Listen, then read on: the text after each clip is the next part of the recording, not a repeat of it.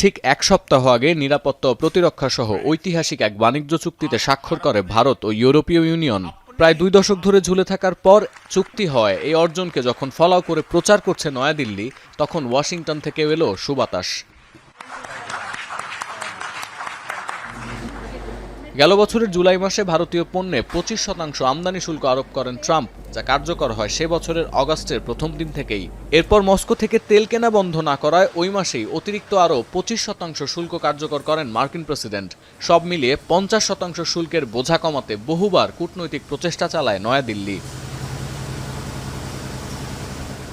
অবশেষে এই শুল্কদ্বন্দ্বের নিষ্পত্তি হয়েছে সোমবার। মোদির সঙ্গে দীর্ঘ ফোনালাপের পর চূড়ান্ত হয়েছে যুক্তরাষ্ট্র ভারত বাণিজ্য চুক্তি। চুক্তির আওতায় ভারতীয় পণ্যে আমদানি শুল্ক 25% থেকে কমিয়ে 18% করার ঘোষণা দিয়েছেন ট্রাম্প। ট্রুথ সোশ্যালের পোস্টে আরও দাবি করেছেন, মস্কো থেকে তেল না কেনার শর্তে রাজি হয়েছে নয়াদিল্লি। পরিবর্তে যুক্তরাষ্ট্র এমনকি ভেনেজুয়েলা থেকে জ্বালানি তেল কিনবে ভারত।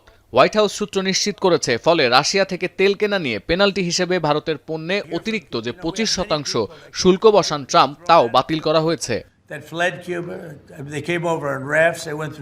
তবে এখন থেকে যুক্তরাষ্ট্রের পণ্যের ক্ষেত্রে শুল্ক ও নন ট্যারিফ বাধা শূন্যে নামিয়ে আনার শর্ত মানতে হবে ভারতকে।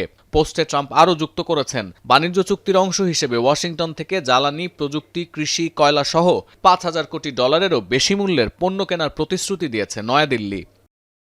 বিপরীতে ট্রাম্পের প্রশংসায় ভাসছেন মোদি।